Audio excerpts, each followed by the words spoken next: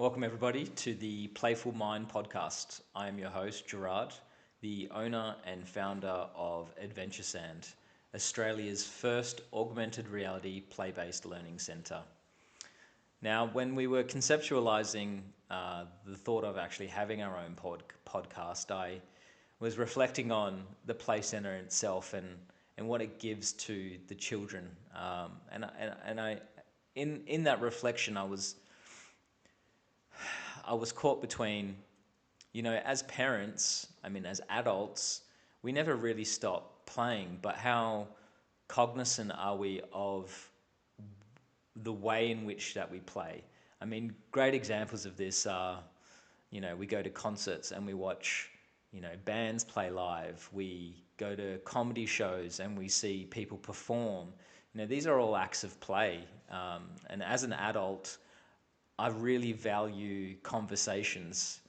So for me, it seemed like a natural progression to dive into a podcast and be able to have fun through that art of conversation, that playful act of conversation. And this is why the podcast was developed. As a parent as well, I know that being a parent in this day and age is pretty tough. There's so much to navigate, and there's so many things that are just unknown to us. And I guess the purpose of the podcast is to bring relevant people with relevant topics that as parents we can all sit down and take something from it. Whether it's a moment of reflection, whether it's a lesson learned, something that we can apply to everyday life, whatever the case may be, the intent is that we want to continue serving our community. We're doing everything we can possibly to serve the kids and make sure that their early learning foundations are set and that they have some new and exciting places to go to continue building those foundations of learning. But I think it's really important as an adult also that we amplify that and we have a space for ourselves to be able to conduct those same or similar types of learnings.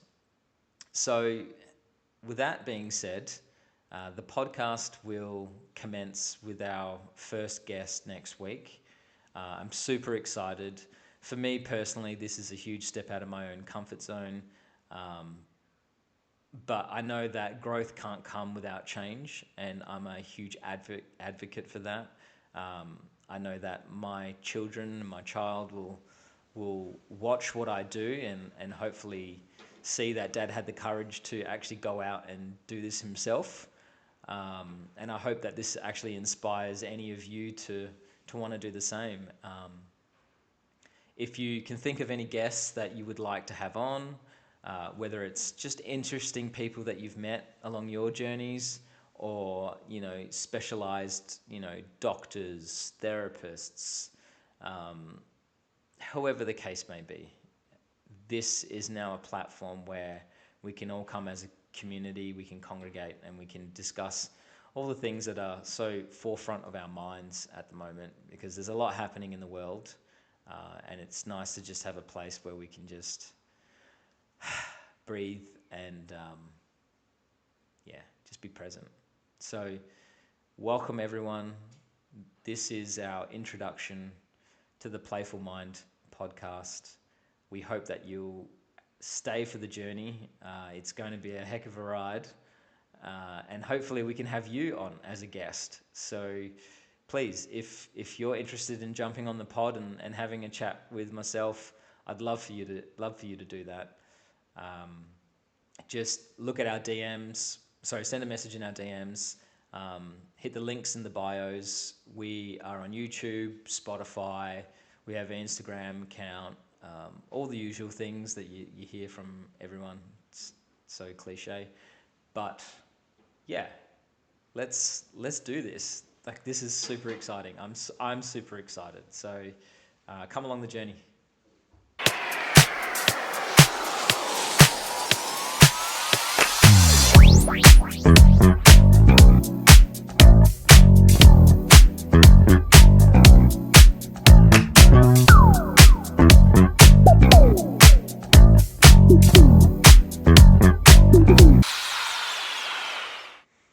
So we thought I'd kick the intro, the episode one, the pilot, with a little bit more about myself and my background, um, my experiences in life, what's driven me to where I am at today. I think providing a little bit more context around that will, hopefully, you'll be able to get a little bit of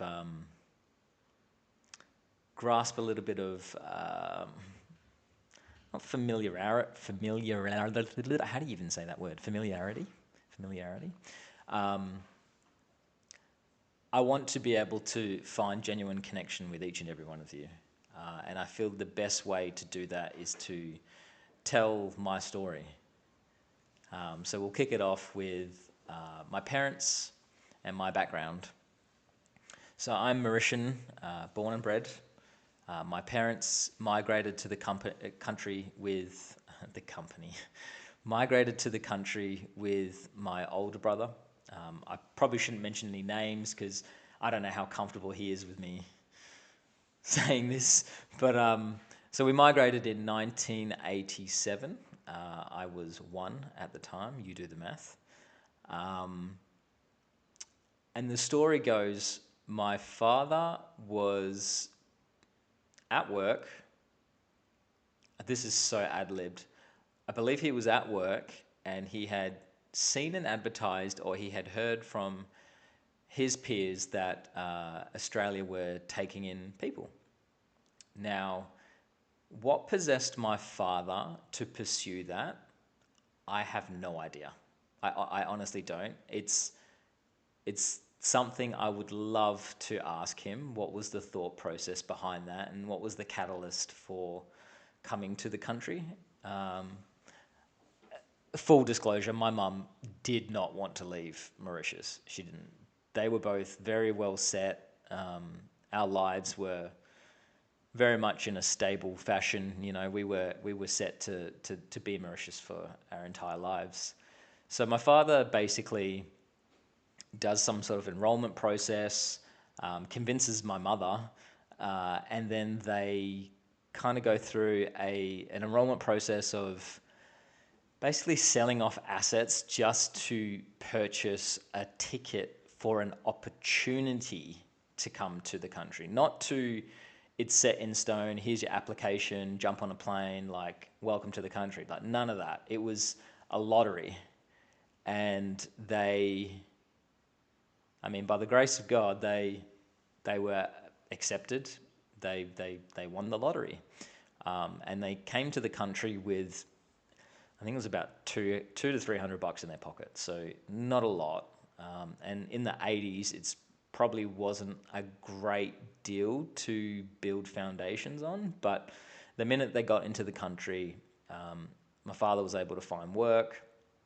My mother, who left quite a lucrative job as a teacher in Mauritius, basically started from scratch. And I'll circle back onto this. So we're in the country, a 1-year-old, a 5-year-old, with only one relative. We had an uncle at the time that was living in the country. That wasn't a pleasant experience from what I've heard. And they started to build the foundations of a new life.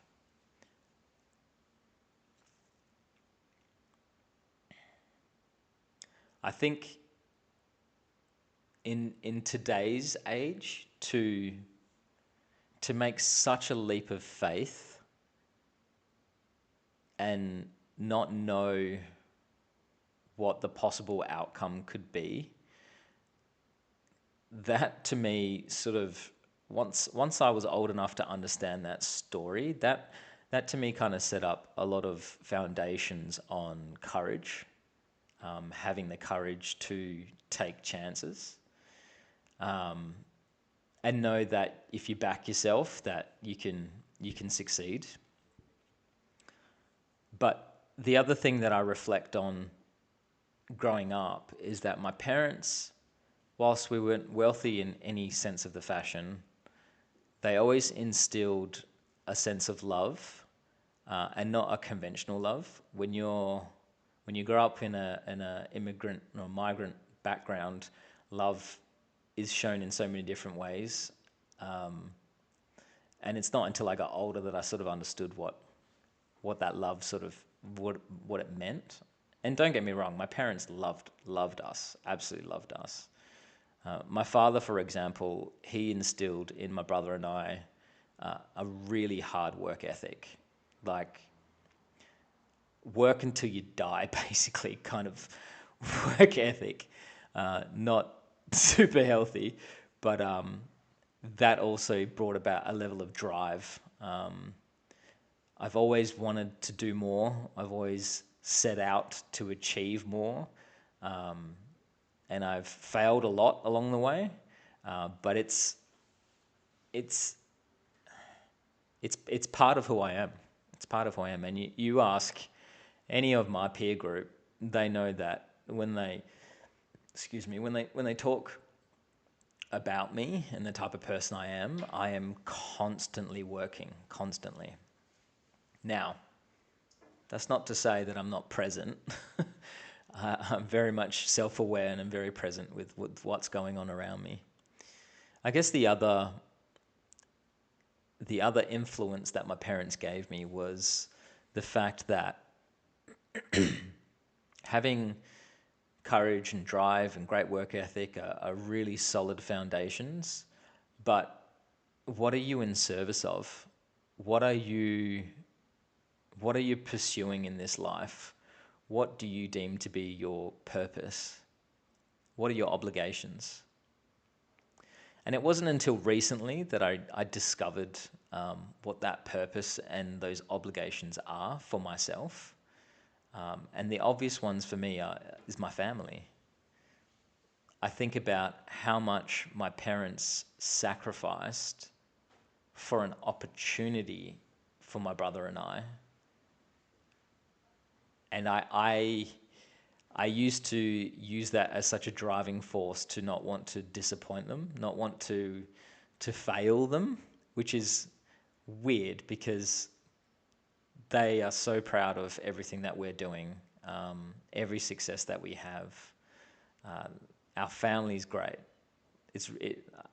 I have spent so much time getting to know my parents more in the last couple of years since having a child than ever before, because I finally understood what it meant to be selfless, to act for others. So my purpose and my obligation is to my family, but my greater purpose is to my community. Now, as someone who is incredibly driven to have entrepreneurial aspirations, it needed to be anchored in something much greater than myself. It used to be placed in faith, but I soon realized that even that I kind of outgrew, and the faith that I was, or the religion that I was following was just not enough, which is so crazy to say, but that's just how I feel. I'm going to tell you how I feel.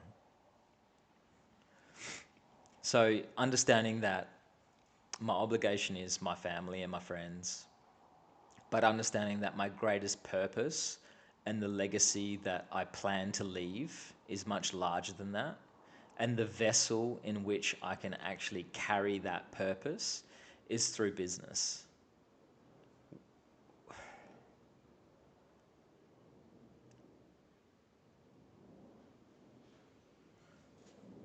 When Adventure Sand was first conceptualized, it was just something cool. We were in Japan. We wanted to take our daughter to Disneyland for the first time. My partner had never been to Disneyland. I had been multiple times to Disneylands all over the world. And the one thing that Disneyland do so great is the minute that you're there, you just instantly feel like you are transported back into your childlike self. And so when we were in Japan, we had done the Disneyland thing and it was amazing. And we were in Tokyo. We were looking through a shopping complex, and I'd spotted out the corner of my eye this.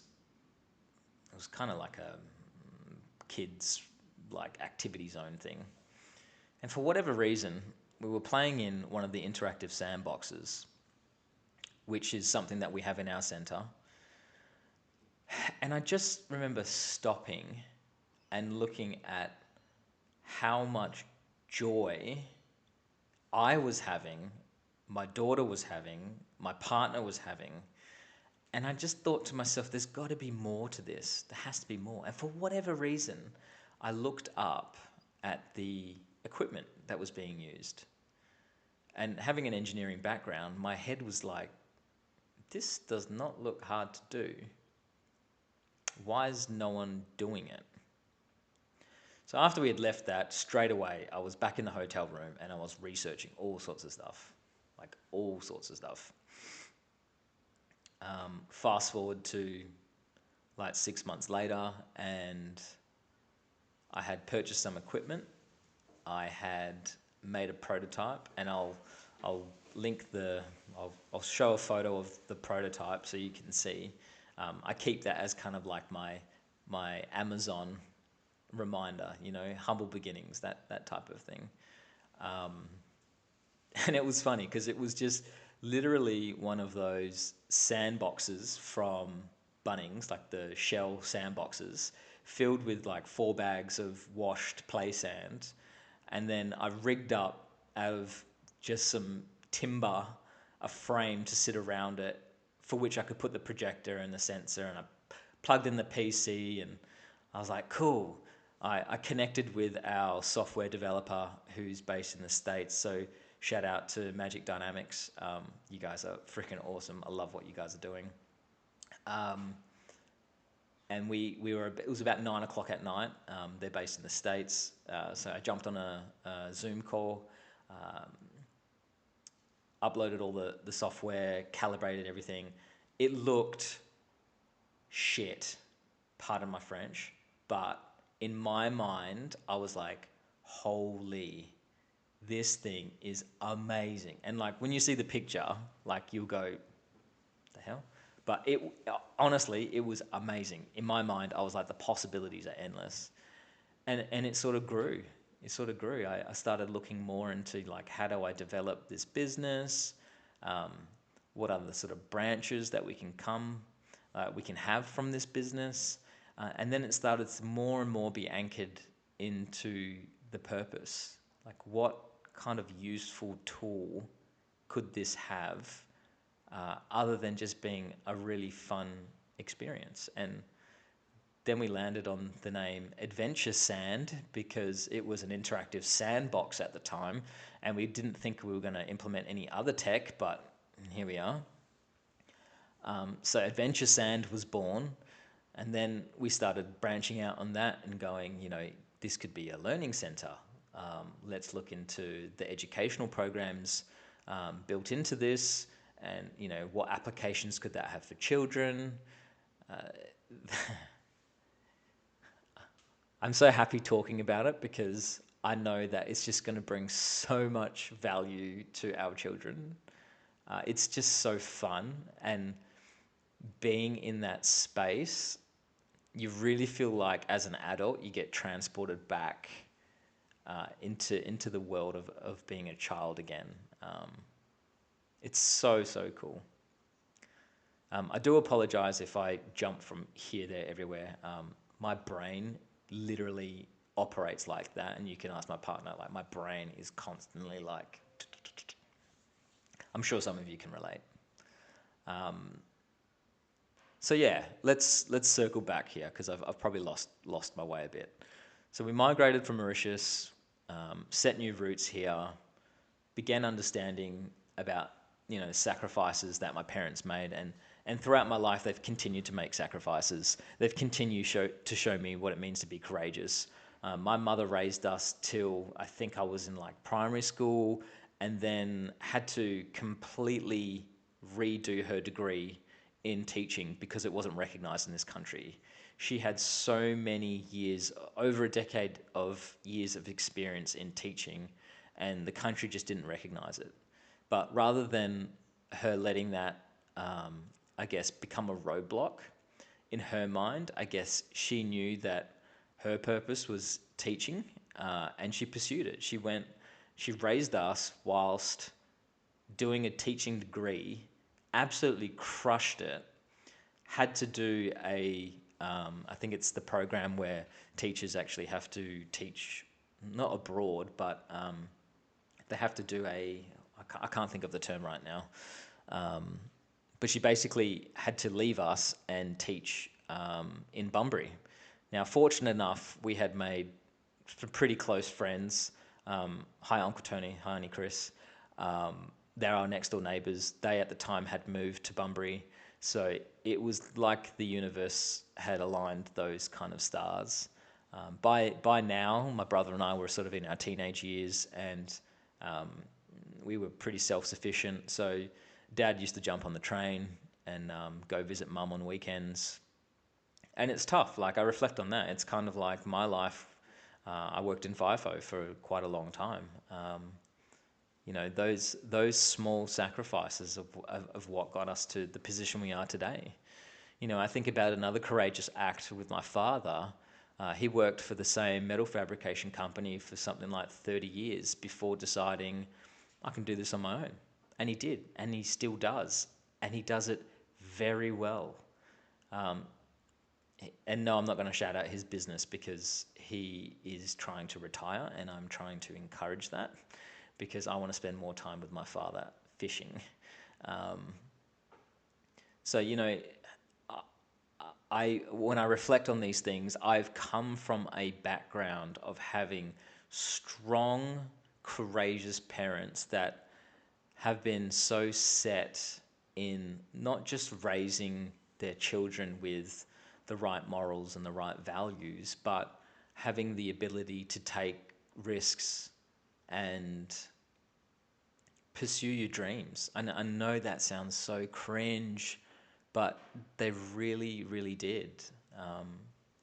And I'm now so fortunate that I'm in a place in my life where I can really understand what it was that they were trying to teach us, and I can start implementing that.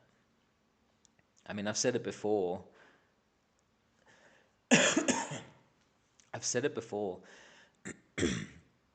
Our children don't do what we say. They watch what we do. And I see it as my responsibility to be able to show not only my children, but my community, that these types of things are possible. They really are. I don't really know where this conversation is going to lead to be honest. If you want to know more about me, like, by all means, like, send me a message. I'd love to share more. I hope as the channel grows, the potty grows, the quality gets a lot better. I mean, I'm literally sitting at my dining table filming this, but it's genuine, and I hope that comes across.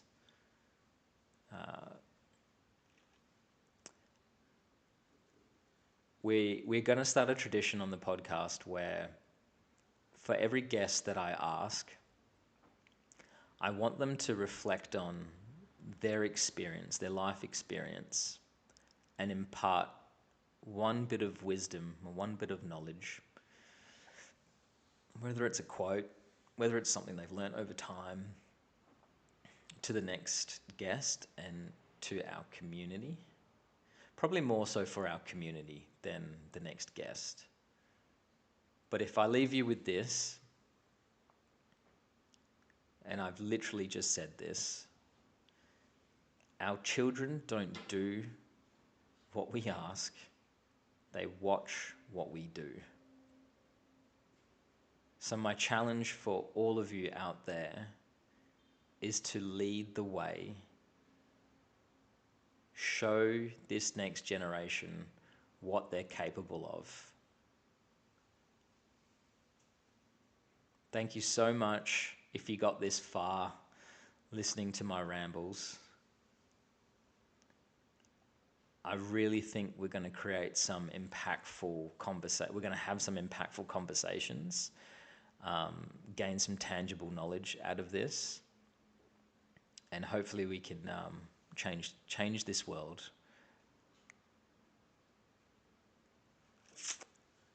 Thanks for listening. I know it's a bit of a ramble. But thanks for listening. I really appreciate it. Much love.